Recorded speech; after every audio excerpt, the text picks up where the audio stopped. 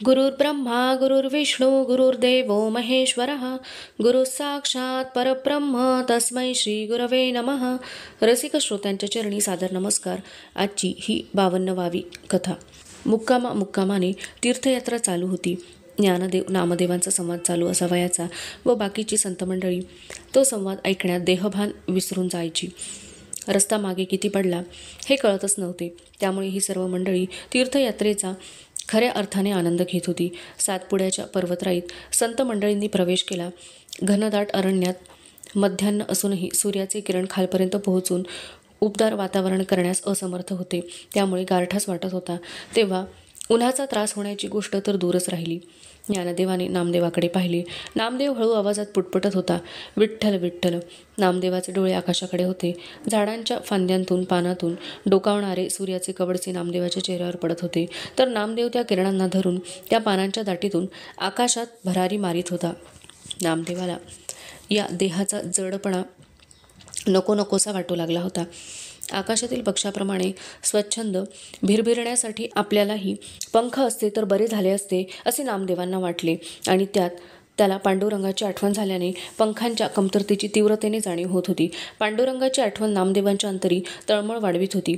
पंखांच्या कल्पनेने नामदेवाला बरे वाटले. त्याचे चित्त पाखरू एका क्षणात मधील अंतर कापून पांडुरंगाच्या रावळी पोहोचलेही होते आणि त्याने पांडुरंगाच्या वियोगाचे दुःख संपवूनही टाकले होते. पांडुरंगापायी नामदेवाने मस्तक टेकवले आणि पांडुरंगाकडे एकटक पाहत बसून तो पांडुरंगाचे रूप डोळ्यात साठवून ठेवित होता.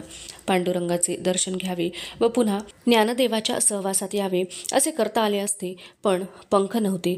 ती एक कल्पना होती. या वास्तवतेची कल्पना येताच नामदेवाच्या अंतरी पुन्हा पांडुरंगाच्या वियोगाचा कड दाटून आला. तेव्हा आता करणार काय? ज्ञानदेवाने नामदेवाच्या अंतरी चाललेली खळबळ जाणली. नामदेवाच्या खांद्यावर अलगद हात ठेवत ज्ञानदेव म्हणाले, नामदेवा, अरे असा एकटा काय तळमळतोस? तुझे दुःख, तुझा विरह आम्हाला तरी सांग. दुःख सांगितले की कमी होते म्हणतात. मग बोल. तुझे शब्द ऐकण्यास माझे मन उतावळे झाले आहे. नामदेवाच्या भावविश्वामध्ये ज्ञानदेवांनी प्रवेश केला. त्यामुळे नामदेवाचे भावविश्व अजूनच उचंबळून आले आणि त्याचे तुषार त्याच्या नेत्रावाटे बाहेर पडू लागले. नामदेवाचा कंठ दाटून आला. त्याचे शरीर गदगदून आले. ज्ञानदेवाने त्याला आधार दिला. काही वेळाने खळबळ थोडी शांत झाली. नामदेवाने एकतारी छेडण्याला सुरुवात केली. चिपळ्याचा मंद ताल धरला. सर्व संत मंडळींनी त्या जंगलातील पालापाचोळ्यात पटापटा बसून घेतले. नामदेव नाचू लागला व गाऊ लागला. पंढरीचा वास चंद्रभागे स्नान आणिक दर्शन विठोबाचे. विठोबाच्या विरहाने काकुळतीस आलेला नामदेव बोलत होता, ज्ञानदेवा, अरे माझे जीवन पंढरपुरात कसे होते हे तुझ्या लक्षात आले ना? इंद्रियांना जे वळण लागले आहे ते असे एकदम तुटल्यावर त्यांची अवस्था यापेक्षा वेगळी काय होणार? ब्राह्ममूर्ती पाय चंद्रभागेकडे जाऊ पाहतात. तो तेथे चंद्रभागा नाही आणि नंतर घडणारे पांडुरंगाचे दर्शनही नाही. ज्ञानदेवा, कावरे बावरे व्हायला होते रे. म्हणून एकच मागणे आहे आणि तेच पांडुरंगाने द्यावे. हेची घडो मज जन्म जन्मांतरी मागणे श्रीहरी नाही दुजे. पांडुरंगा, पंढरीत वास दे, चंद्रभागेचे स्नान घडू दे, मुखी तुझे नाम राहू दे. तुझ्या दर्शनाला येणाऱ्या संतांचे सतत दर्शन होऊ दे. त्यांच्या पायीची धूळ मी मस्तकी लावत जाईन आणि धन्य होईन. भावविवश झालेला नामदेव गाऊ लागला, मुखी नाम सदा संतांचे दर्शन, जनी जनार्दन ऐसा भाव. ज्ञानदेवा, असे वाटते की पंढरीच्या राऊळातून हलूच नये. पांडुरंगाचे मुख न्याहाळीत आणि नाम जपत महाद्वारी उभे ठाकावे. तर संध्याकाळी पांडुरंगाच्या समोर कीर्तनाचा गजर करून बेहोश होऊन देहभाव हरवून नाचावे. हीच जीवनाची खरी साधना असावी. अशी भक्ती करावी असावी आणि पांडुरंगाने हेच मला द्यावे. कसे तर जन्मोजन्मी. नामा म्हणे तुझे नित्य महाद्वारी, कीर्तनी गजरी सप्रेमाने. हेची घडव मज जन्मजन्मांतरी, मागणे श्रीहरी नाही तुझे. विठ्ठल विठ्ठल विठ्ठल विठ्ठल. आणि नाचता नाचता नामदेव दमला. ज्ञानदेवाने नामदेवाला जवळ घेतले. ज्ञानदेव बोलायला उभे राहिले. नामदेवा, तू माझे ऐकतोस ना? अरे तू तर प्रख्यात विष्णुदास. पांडुरंगाला भक्तीने तू अंकित करून घेतला आहेस. पंढरीच्या राऊळात तू कीर्तन करीत नाचू लागलास की देवांना राहवत नाही आणि तेही आपली जागा सोडून तुझ्याबरोबर नाचू लागतात. इतकी पांडुरंगाची तुझ्यावर प्रीती आहे. आणि ज्ञानदेवाच्याही मुखातून अभंगाच्या ओळी येऊ लागल्या. ज्ञानदेव म्हणे परियेसी विष्णुदासा, तू सुखसंतोषा पात्र होशी. नामदेवा, तू अशी खंत करून घेऊ नकोस. अरे प्रेमरूपाने पांडुरंग तुझ्या हृदयात आहेत, तेव्हा तुला त्यांचा वियोग कसा होईल? नामदेवा, तू आता ज्ञानी झाला आहेस. तू तुझ्या ज्ञानचक्षुंनी पहा. काय तुझा विठ्ठल या सभोवतालच्या वृक्षवेलींमध्ये नाही? या पक्ष्यांमध्ये तुला दिसत नाही? या बाजूने वाहणाऱ्या निर्झराच्या खळखळ शब्दातून तुला विठ्ठलाचे नाम ऐकू येत नाही काय? या पानांच्या सळसळीतून तुला विठ्ठल विठ्ठल अशी कुजबूज ऐकू येत नाही काय? आणि ज्ञानदेवाला अभंगाच्या ओव्या स्फुरल्या. व्यापकू विठ्ठलू आहे सर्वदेशी, जरी सांडोनिया पाहसी भेदभेदू. नामदेवा, विठ्ठल काय फक्त पंढरीच्या रावळीच आहे काय? अरे तो तर देश काल स्थिती यांनी अनिर्दिश्य आहे. हे स्वरूप निराकार अव्यक्त आहे. हे तू ध्यानात घे. नामदेवा, तू नाम घेतलेस म्हणजेच विठ्ठलाचे स्मरण होते, आणि नाही घेतलेस तर तू विठ्ठलाला विसरलास असे थोडेच होते. अरे तुझ्या श्वासागणिक तू विठ्ठल नामाचा उच्चार करीत असतोस. कारण नामदेवा, आता तू देहरूपाने विठ्ठलाहून वेगळा आहेस असे तुला वाटत असले तरी आत्मरूपाने तुम्ही एकरूपच आहात. हेच तुझे श्वासोच्छ्वास म्हणतात. सोहम सोहम ते मी आहे, जे अव्यक्त अक्षर देशकालरहित ज्ञानी उपसित सोहम भावे. नामदेवा, ऐक माझे. नेत्रांनी विठ्ठलाचे दर्शन घेणे, हातांनी चरण दाबून सेवा करणे, तोंडाने विठ्ठल नामाचा उच्चार करणे, भजन कीर्तन करणे, हे तर नामदेवा बाह्योपचार आहेत. देहभावाच्या अधीन होऊन करावयाची ती साधने आहेत. पण नामदेवा, तू तर ज्ञानी आहेस, तेव्हा इंद्रियांना आवरून चित्ताचा लय करून तू त्या अद्वैत सुखाचा उपभोग घे. म्हणजे या वियोगाची जाणीव तुला कधीही होणार नाही. इंद्रियासहित आवरवणी चित्त भोगीती अद्वैत नित्य सुख. नामदेवा, पांडुरंगाचे स्वरूप तर व्यापक आहे, सर्व काळी सर्व ठिकाणी आहे. त्यामुळे त्याला येणे जाणे नाही, असणे नसणे नाही, हेही लक्षात ठेव. सर्वगत संपूर्ण सर्व काळ असणे, होणे जाणे नाही जया. एवढेच काय नामदेवा, तू तुझे अस्तित्व काय वेगळे मानतोस? तूही पांडुरंग स्वरूपच आहेस. पाण्यातील घागर जशी पाण्याने आतून बाहेरून पाण्यानेच व्यापून असते, तसे तुझ्या आतून बाहेरून तुला पांडुरंगाने व्यापून टाकले आहे. पण या गोष्टीची अनुभूती घेणे असल्यास नामदेवा, इंद्रियांची कवाडे बंद करून चित्त हृदयात स्थिर कर आणि पहा तुला काय दिसते ते. ते तुझं माझारी तू तया भीतरी अनुभवी निर्धारी ठेवूनी मना. ज्ञानदेवाने सर्व व्यापक नित्य अक्षर अशा विठ्ठल रूपाला इंद्रियांना आवरून हृदयामध्ये अनुभूती घ्यावयास नामदेवाला सांगितले. पण सगुण परमेश्वराच्या प्रत्यक्ष अनुभूतीची सवय झालेल्या नामदेवाला अव्यक्त रूपाच्या दर्शनाने समाधान होईना. नामदेव ज्ञानदेवाला म्हणाला, ज्ञानदेवा, तुझे म्हणणे खरे आहे. तुम्ही ज्ञानी पुरुष इंद्रियांना चोरून अद्वैत आनंदाचा उपभोग घेऊ शकता. ते तुम्हालाच जमते. चकोरच चंद्रकिरणातील अमृत कणांचे सेवन करणार. पण राजहंस असला तरी त्याला भूक भागवायला मोत्यांचा का होईना पण स्थूल स्वरूपातच चारा लागतो. तसे माझे आहे, होय ना? माझ्या सुखाचा विसावा आवडे या जीवा पंढरी रावो. नामदेवाचे उत्तर ऐकून सर्व संतांनी धन्योद्गार काढले. ज्ञानदेव नामदेवांचे संवाद असे मधून मधून होत असत आणि संत मंडळींना ज्ञान आणि भक्तीची मेजवानीच मिळे. ज्ञानदेवांनी नामदेवाला असे वारंवार समजवावे व नामदेवाने सगुण भक्तीचा शेवटी आग्रह धरावा. हे पाहून ज्ञानदेवांना नामदेवाचे कौतुक वाटे. नामदेव जेव्हा बोलत राही तेव्हा ज्ञानदेवाला त्याच्या भावविश्वात प्रवेश मिळे. ज्ञानदेवांना नामदेवाचे हे सगुण भक्तीचे परिपक्व स्वरूप पाहून आनंद झाला. ज्ञानदेवांनी नामदेवाला हृदयाशी कवटाळले आणि दोघांच्या डोळ्यातून आनंदाश्रू उघळू लागले. बाकीचे संत अनिमिष नेत्राने हा ज्ञानभक्तीचा संगम पाहत होते. पण या दोघांच्या मिळण्याने जे प्रेम उचंबळून आले त्याचे जलमात्र इतरांच्या नेत्रावाटे बाहेर पडत होते. असा हा सर्व आनंदी आनंद होता. विठ्ठल विठ्ठल विठ्ठल विठ्ठल विठ्ठल नामाने सातपुडा दुमदुमून गेला. भक्तिभावाने त्याच्याही अंगावर रोमांच उभे राहिले. पानांच्या सळसळीने व पक्षीगणांच्या मधुर गीताने त्या नामाला साथ दिली. संतमेळा पुढे पाऊल टाकू लागला. सूर्य पश्चिमेला कलला होता. दाट झाडीमुळे अंधार यायला वेळ लागणार नव्हता. तेव्हा झटझट पावले टाकावीत व पुढच्या मुक्कामाला लवकर पोहोचावे असे सावतामळी गोरा कुंभार यांनी सर्वांना सूचना दिल्या. त्यामुळे सर्वांची पावले वेगाने पडू लागली. एका डोंगर उतरणीवर सर्व लोक आले. खालच्या दाट झाडीत काही घरे दिसत होती. म्हणजे एक छोटे गाव तेथे असावे असा सर्वांनी कयास बांधला. तेथे पोहोचायला 2 घटका तरी लागतील असा अंदाज वर्तवला गेला. विठ्ठल नामाने भजनाचा वेग वाढवला गेला तशी पावले जोरात पडू लागली. शेताच्या बांधावरून पाऊल वाट जात होती. भोवतालची हिरवीगार शेती प्रदेशाची समृद्धी दाखवत होती. पिके गमरी इतकी उंच झालेली होती. त्यांचे शेंडे वाऱ्यावर डुलत होते. जणू हात हलवून संत मंडळींचे स्वागतच करीत होते. गावच्या वेशीमध्ये संत मंडळींनी प्रवेश केला तेव्हा डोंगर माथ्यावरील सूर्याने डोंगरापलीकडे उडी घेतली होती. सर्वांनी गावातील एका धर्मशाळेचा आश्रय घेतला व तेथे सर्व विसावले. गावकऱ्यांनी सर्वांची चौकशी केली. ज्ञानदेवादी भावंडांची नावे ऐकून सर्वांना आनंद झाला. अनेक पुरुष स्त्रिया संतांचे दर्शन घेऊन गेले व त्यातल्या त्यात ज्ञानदेवादी भावंडांना त्यांनी डोळे भरून पाहिले, कारण या भावंडांची कीर्ती तशी सगळीकडेच पसरली होती. गावकऱ्यांनी रात्रीच्या पिठलं भाकरीची सोय केल्याने सर्वांचा रात्रीचा प्रश्न सुटला होता. आई, गावामध्ये कोणी संत मंडळी आली आहेत, मग आपण सगळ्यांना जेवायला बोलूयात ना गं. गावातील कुलकर्ण्यांच्या 5 वर्षाचा मुलगा आपल्या आईला सांगत होता. त्याची आई स्वयंपाकात गडबडीत होती. ती म्हणाली, गोपाळा, बोलव बरं आपण त्यांना.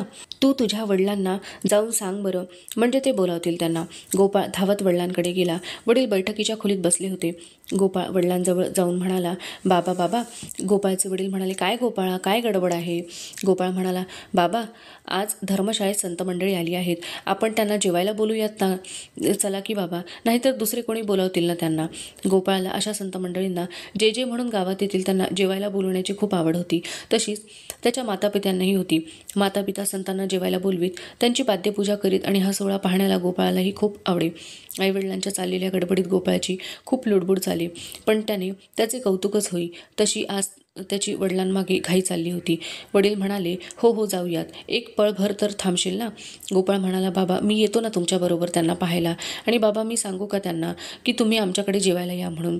वडील म्हणाले, गोपाळ, मोठ्या माणसांना लहान मुलाने आमंत्रण देऊ नये, तू माझ्याबरोबर फक्त ये. गोपाळ वडिलांबरोबर धर्मशाळेत आला. सकाळची कोवळी उन्हे पडली होती.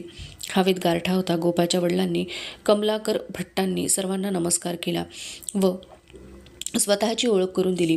ते म्हणाले, मी तुम्हा सर्वांना दुपारच्या प्रसादाला आमंत्रण देण्यास आलो आहे, आपण नाही म्हणू नये. ज्ञानदेवादी मंडळींनी कमलाकरांचा आग्रह पाहून त्यांना होकार दिला. गोपाळच्या मनात आपणही जेवायला या म्हणून सांगावे असे होते. त्याने बाबांकडे पाहिले व तो म्हणाला, बाबा आता मी सांगू? कमलाकर भट्ट म्हणाले, तू काय सांगणार गोपाळ? मी सांगितले ना आता. गोपाळ म्हणाला, बाबा मी पण सांगतो ना. ज्ञानदेव म्हणाले, बाळा काय सांगायचे तुला, सांग की मग. कमलाकर भट्ट म्हणाले, तो म्हणतो मी जेवणाचे आमंत्रण देतो तुम्हाला. ज्ञानदेव म्हणाले, एवढेच ना, मग सांग, तू सांग. गोपाळ म्हणाला, तुम्ही सगळे आमच्या घरी जेवायला या, मी वाट पाहीन. आणि गोपाळ सर्वांना वाकून नमस्कार करू लागला. शेवटी तो मुक्ताजवळ गेला. मुक्ताने त्याला उचलून घेतले. मुक्ताने विचारले, बाळा तुझे नाव काय? गोपाळ म्हणाला, गोपाळ. मुक्ता म्हणाली, फारच छान नाव आहे, मला गोपाळ नाव खूप आवडतं. गोपाळ म्हणाला, तुझे नाव काय? मुक्ता म्हणाली, मुक्ता. गोपाळ म्हणाला, मी तुला मुक्ता मावशी म्हटले तर चालेल? मुक्ता म्हणाली, मुक्ता मावशी एवढे लांब कशाला म्हणायला पाहिजे, नुसते मावशी म्हटले तरी चालेल. गोपाळला आनंद झाला. गोपाळ मुक्ताच्या हातून स्वतःला सोडवून घेत वडिलांजवळ जाऊन उभा राहिला व पुन्हा सर्वांना उद्देशून म्हणाला, या सर्वांनी, मी वाट पाहत आहे. गोपाळचे हे आग्रहाचे बोलणे ऐकून सर्वांना त्याचे कौतुक वाटले. गोपाळला आनंद झाला. तो वडिलांचा हात सोडून धावत घरी गेला. घरात शिरताच तो ओरडून म्हणाला, आई ग, सर्वजण जेवायला येणार आहेत ग. गोपाळ स्वयंपाकघरात आईजवळ जात म्हणाला, आई तू आज काय करणार आहेस गोड गोड? आई म्हणाली, गोपाळा तूच सांग, काय करू मी गोड? गोपाळ विचार करू लागला, पण गोपाळला उत्तर देता येईना. गोपाळ म्हणाला, आई तूच सांग ना, मला काय समजते ग? त्याच्याकडे हसून पाहत गोपाळची आई म्हणाली, गोपाळ गव्हाची खीर करू? गोपाळला गव्हाच्या खिरीचा बेत आवडला व तो म्हणाला, हो आई, गव्हाची खीर कर, आवडेल सर्वांना. गोपाळची गडबड सुरू झाली. तो सारखा स्वयंपाकघरात डोकावून पाहत होता. कधी एकदाचा स्वयंपाक होतो असे त्याला झाले होते. लवकर स्वयंपाक उरकण्यास आईला मदत करावी म्हणून गोपाळ आईच्या कामात लुडबुड करीत होता. आई त्याला तसे काहीच काम सांगत नव्हती. तेव्हा गोपाळ जरा त्रासून म्हणाला, हे ग काय आई, सगळी कामे तूच काय करतेस, मलाही सांग ना काही काम, म्हणजे तुझा स्वयंपाक लवकर होईल. गोपाळची धांदल पाहून आईला हसू आले. ती त्याच्याकडे कौतुकाने पाहत होती. ती त्याला छोटी छोटी कामे सांगू लागली आणि गोपाळ ती धावून करू लागला. आई म्हणाली, अरे गोपाळ, अशी पळापळ कशाला करतोस? गोपाळ म्हणाला, आई तुला उशीर होईल ना म्हणून. आई म्हणाली, गोपाळ मला नाही उशीर होत बाळा, तू धावधाव करू नकोस, उगाच दमून घेशील मात्र स्वतःला. आईने दिलेली काम उरकून गोपाळ आईकडे पाहत म्हणाला, आई आता मी काय काम करू? आई म्हणाली, गोपाळा तू आता स्वस्थ बस, तुझ्या जोगे काम आले की मी सांगेन तुला. पण गोपाळला स्वस्थ बसवेना. चुलीतले लाकूड पुढे सारून गोपाळची आई लाकूड शोधू लागली. तेव्हा तिच्या लक्षात आले की खाली काढलेली लाकडी संपली आहेत. तेव्हा आई म्हणाली, गोपाळ तुझ्या बाबांना बोलवून आणतोस का बाळ? आणि गोपाळ पळतच उसरीवर आला. गोपाळचे वडील पत्रावळ्या निवडत होते. गोपाळ त्यांना म्हणाला, बाबा तुम्हाला आई बोलवते आहे. कमलाकरपंत उठले व स्वयंपाकघरात गेले. आई म्हणाली, अहो जरा 4-5 लाकडे काढून देता का माळ्यावरून? खालची लाकडे सगळीच संपली आहेत. कमलाकरपंत म्हणाले, हो देतो की. गोपाळ म्हणाला, बाबा मी काढून देतो ना लाकडे, बघा ना आई मला काहीच काम सांगत नाही ते. कमलाकरपंत म्हणाले, गोपाळ तू अजून लहान आहेस, तुला माळ्यावर चढता येणार नाही, म्हणून तुला तिने हे काम सांगितले नाही. गोपाळ म्हणाला, बाबा तुम्ही मला चढवा ना माळ्यावर, मी लाकडे काढली की तुम्हाला हाक मारेन. गोपाळचा हट्ट पाहून कमलाकरपंतांनी गोपाळला माळ्यावर चढवला. तोपर्यंत काम उरकण्यासाठी पत्रावळीपाशी जाऊन बसले. गोपाळची आई इतर कामात गुंतली. गोपाळ माळ्यावर गेल्यावर स्वतःला झेपतील अशी छोटी लाकडे काढत होता. एक छोटे लाकूड अडचणीत होते, ते काढावे असा विचार करून गोपाळाने त्या सापटीत हात घातला आणि गोपाळच्या हातावर काळ सर्पाचे 2 दात उमटले.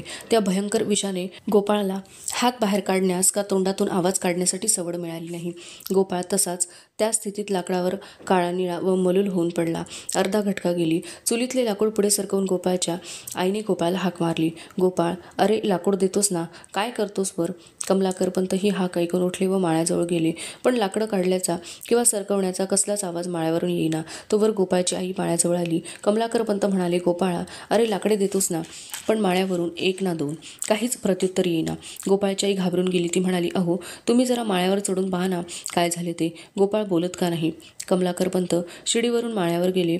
त्यांना दिसले गोपाळ लाकडांवर पालथा पडला आहे. त्यांनी गोपाळचा हात सापटेतून बाहेर काढला आणि झालेला प्रकार त्यांच्या लक्षात आला. त्यांनी गोपाळला मांडीवर घेतले. एक अस्फुट हुंदका त्यांच्या तोंडून बाहेर पडला. त्यावर गोपाळची आई शिडीवरून माळ्यावर आली होती. मातृहृदय हे दृश्य पाहून एकदम आक्रंतून उठले. गोपाळा, अरे हे रे काय, तू आम्हाला कसा सोडून गेलास? तू आमंत्रण दिल्याप्रमाणे आता ही संत मंडळी येतील, तेव्हा तू त्यांच्याबरोबर जेवायला बसणार होतास ना, आता त्यांना काय उत्तर देणार? कमलाकरपंतांनी स्वतःला सावरले व ते पत्नीला म्हणाले, हे पहा, जे झाले ते झाले. संत मंडळी जेवायला येण्याची वेळ झाली आहे, तेव्हा ती जेवून जाईपर्यंत तरी आपल्याला वेळ निभावून न्यायला नको का? मृत्यू हा कोणाला चुकला नाही, पण या प्रकाराने संत विनमुख गेले तर महापाप लागेल. आपलं दुःख आपल्याला, ते थोडा वेळ तरी बाजूला ठेवून शांत राहायला हवं. गोपाळच्या आईच्या असहाय्य चेहऱ्याकडे पाहून कमलाकरपंतांनी त्यांना जवळ घेऊन धीर दिला. गोपाळच्या आईने मन आवरून घेतले व पुढील स्वयंपाकाला सुरुवात केली. जणू काही झालीच नाही. मध्यान्नाची वेळ झाली. कमलाकरपंतांनी ओसरीवर पत्रावळ्या मांडल्या, रांगोळ्या काढल्या. सर्व सिद्धता झाली आणि दारात निवृत्तीनाथ, ज्ञानदेवादी सर्व संत मंडळी आली. कमलाकरपंतांनी सर्वांचे हसतमुखाने उत्तम स्वागत केले. पाय धुवायला पाणी, पाय पुसायला पंचा देऊन त्यांना त्यांच्या आसनावर बसण्याची विनंती केली. सर्वजण पानावर बसले. सर्व पाने वाढून झाली. उदबत्त्यांचा सुवास सर्वत्र पसरला. मुक्ता स्वयंपाकघरात गेली. गोपाळच्या आईला मदत करावी असा तिचा मानस होता, पण तेवढ्यात तिला गोपाळची आठवण झाली. ती म्हणाली, गोपाळची आई, गोपाळ कुठे दिसत नाही तो? गोपाळच्या आईचा कंठ गहीवरून आला, पण तसेच स्वतःला सावरत तोंड फिरवून ती म्हणाली, माळ्यावर झोपलाय तो. आणि दुसराच विषय काढून ती मुक्ताला गोपाळाला विसरवू पाहत होती, पण कामात स्वतःला गुंतवून घेत होती. बाहेर ओसरीवर सर्व संत मंडळी पानावर बसली. ज्ञानदेवांनी एकदा सगळीकडे नजर फिरवली, तेव्हा त्यांच्या लक्षात आले की गोपाळची काहीच हालचाल दिसत नाही. ज्ञानदेव म्हणाले, कमलाकरपंत, तयारी चांगली झालेली आहे, पण एक उणीव आम्हाला इथे जाणवते. कमलाकरपंत जरा घाबरूनच गेले. ते भीत म्हणाले, ज्ञानदेवा, क्षमा असावी, ही जी उणीव असेल ती सांगावी, पुरी करू. ज्ञानदेव म्हणाले, कमलाकरपंत, अहो घाबरण्यासारखे काहीच नाही, आणि ती उणीव पुरी करण्यासाठी तुम्हाला कुठे जावयासही नको. या समारंभातील मुख्य चैतन्यच हरवलेले दिसत आहे. गोपाळ कुठे आहे? कमलाकरपंतांनी तोंडावरील घाम पुसण्याच्या निमित्ताने तोंड झाकून घेतले व आलेला हुंदका कसाबसा दाबून व बळेबळे चेहऱ्यावर हास्य आणून ते म्हणाले, गोपाळ ना, अहो काय सांगायचे, तुम्हाला आमंत्रण दिले व घरी आल्यावर आईला म्हणाला मला काम सांग, आणि त्याने धावधाव करून कामे केली, आईला मदत केली आणि दमून आता झोपी गेला. ज्ञानदेव म्हणाले, कमलाकरपंत, म्हणजे एकूण चैतन्य झोपून गेले आहे म्हणायचे. चला पाहू कुठे झोपला आहे ते. असे म्हणून ज्ञानदेव पाटावरून उठू लागले. तो कमलाकरपंत झटकन पुढे होऊन त्यांना थांबवत म्हणाले, अहो ज्ञानदेवा, छे, आपण पानावरून उठू नका. अहो मुलाची जात, झोपला तर झोपू दे, उठेल थोड्या वेळाने. ज्ञानदेव उठून घरातील आतील भागाकडे जाऊ लागले. मुक्ताही तेथे आली. कमलाकरपंत व त्यांच्या पत्नी यांनी ज्ञानदेवांना अडवायचा प्रयत्न केला, पण तो सफळ झाला नाही. ज्ञानदेव म्हणाले, कमलाकरपंत, किती उत्साहाने त्याने आम्हाला आमंत्रण दिले आणि आम्ही एकटेच जेवायला बसावे? छे, आम्ही त्याला जेवायला बरोबर घेणार. एवढेच नव्हे तर गोपाळ माझ्या शेजारी जेवायला बसणार. चला दाखवा कुठे झोपला आहे गोपाळ तो. कमलाकरपंतांचा नाईलाज झाला. त्यांनी माळ्याकडे बोट दाखवले व दुःखाचा आवेग आवरत ते म्हणाले, तो माळ्यावर झोपला आहे. ज्ञानदेव माळ्याच्या लावलेल्या शिडीकडे चालले. तेव्हा त्याला थोपवून कमलाकरपंत म्हणाले, ज्ञानदेवा, आपण कशाला तसदी घेता? शिडी अवघड आहे. ज्ञानदेव झटपट शिडी चढून गेले आणि माळ्यावर त्यांनी पाऊल टाकले. कमलाकरपंत मागेच होते. एका चादरीखाली गोपाळ काळझोप घेत होता. ज्ञानदेवांनी चादर दूर केली. गोपाळचे काळे निळे शरीर ज्ञानदेवांच्या दृष्टीस पडले. त्यांनी कमलाकर पंतांकडे दृष्टिक्षेप टाकला. कमलाकर पंतांना आता मात्र आवेग आवरणे शक्य झाले नाही आणि इकडे मुक्ताच्या बाजूला असलेल्या गोपाळच्या आईचा तोल गेला. तोच मुक्ताने त्यांना सावरले. कमलाकर पंतांच्या तोंडातून आर्तस्वर बाहेर पडले. ज्ञानदेव म्हणाले, कमलाकर पंत, अहो असे काय करता? आपण म्हणाला तेच खरे आहे. गोपाळ आईला मदत करून दमला आहे आणि म्हणून झोपला आहे, पण आता त्याची झोप झाली असेल. ज्ञानदेवांनी निवृत्तीनाथांकडे पाहिले. निवृत्तीनाथांनी ज्ञानदेवांकडे पाहून स्मित केले. ज्ञानदेवांनी गोपाळच्या अंगावरून हात फिरवला. चिदानंद रूप चेतविले एक, एकपणे गुणगुणी दावी अनेक. आदी अंती गुण सर्वत्र निर्गुण, गुणासी अगुण भासती ना. कैसे जाते अरूपी गुणी गुणवृत्ती, सगुण पाहता अंतरले गती. बाप रखुमा देवीवरू विठ्ठल नंद नंदनो, आदी अंत एकू पूर्ण सनातन गमाये. ज्ञानदेव गोपाळच्या आईला म्हणाले, मातोश्री, आपल्या ममत्वपूर्ण हाकेने गोपाळला उठण्याची सवय आहे, तशी आपण त्याला हाक मारा बरं. गोपाळच्या आईने हुंदका दाबत हाक मारली. गोपाळा, उठ. अरे हे पहा, आपणाकडे कोण आले आहेत ते. आणि गोपाळ काळ झोपेतून जागा झाला. दुःखाश्रूंचे रूपांतर आनंदाश्रूमध्ये झाले. सर्वजण माळ्यावरून खाली आले. गोपाळ आईला जाऊन बिलगला. गोपाळने पाहिले. पाने मांडून तयार होती. गोपाळ म्हणाला, आई इतकी तयारी झाली, मग मला काय नाही उठवलं मदतीला? कमलाकर पंतांनी त्याला उचलून घेतले व ओसरीवर सर्वजण आले. तेवढ्यात दारातून कमलाकर पंत अशी हाक आली. गोपाळ कमलाकर पंतांच्या कडेवरून उतरला व दाराकडे धावतच गेला. माळी आला होता. संत मंडळी कमलाकर पंतांकडे गेली हे कळल्यावर त्याने संतपूजन करण्यासाठी हार व फुले आणली होती. कमलाकर पंतांना ती फुले पाहून खूप आनंद झाला. निवृत्तीनाथ आदी सर्व संतांची कमलाकर पंतांनी पूजा केली. गोपाळच्या आईने पंचारती ओवाळली. गोपाळने सर्वांना साष्टांग दंडवत घातला. पंक्तीमध्ये समया लावण्यात आल्या. गोपाळचे पान ज्ञानदेवांच्या शेजारी मांडण्यात आले. गव्हाच्या खिरीचे जेवण सर्वांना खूप आवडले. कमलाकर पंत व गोपाळच्या आईला तर आजचा दिवस सुखाच्या साम्राज्याचा वाटलं हा सोहळा असाच चालू राहावा. संत समागम हा जीवनाचा पुण्यकाळ हीच खरी पर्वणी. सर्व देवतांचे दर्शन आणि त्यांचे चरण तीर्थ ही सर्व तीर्थी होत. गोपाळचा आनंद तर अवर्णनीय होता. त्याची गडबड चालू होती. कमलाकर पंत गोपाळचे आई गोपाळच्या या सजीव चैतन्यमय मूर्तीकडे अनिमिष नेत्रांनी पाहत होती. थोड्या वेळापूर्वी गोपाळची काया व अवस्था आठवून त्यांच्या अंगावर शहारे येत होते. सर्व संत मंडळी निघण्यासाठी उभी राहिली. ज्ञानदेव म्हणाले, कमलाकर पंत, निघतो आम्ही. ज्ञानदेवांचा आवाज ऐकून कमलाकर पंत विचारांच्या तंद्रीतून जागे झाले. कमलाकर पंतांना काय बोलावे हे सुचेना. ते म्हणाले, ज्ञानदेवा, आज तुम्ही होतात. आणि पुढील शब्द बाहेर पडण्यापूर्वीच ज्ञानदेवांनी कमलाकर पंतांच्या ओठांवर बोटे ठेवली. ज्ञानदेव म्हणाले, कमलाकर पंत, करता करविता पांडुरंग आहे, त्याचे नाव घेत राहा. कमलाकर पंतांनी पांडुरंग नामाचा गजर केला. पांडुरंग हरी वासुदेव हरी बोला, पांडुरंग हरी वासुदेव हरी. आणि विठ्ठलाच्या नामगजराने कमलाकर पंतांचे घर दुमदुमून गेले. त्या नामगजराच्या तालावर संत जथा पावले टाकू लागला. हळूहळू तो नामगजर विरत गेला. बाबा, का हो, ज्ञानदेवांना तुम्ही जाऊ दिलेत? गोपाळच्या रडक्या स्वराने कमलाकर पंत व गोपाळच्याही तंद्रीतून जागी झाली. त्यांच्या डोळ्यात जमलेल्या पाण्यामुळे दूरवर गेलेली दिंडी त्यांना दिसेनाशी झाली. धन्यवाद.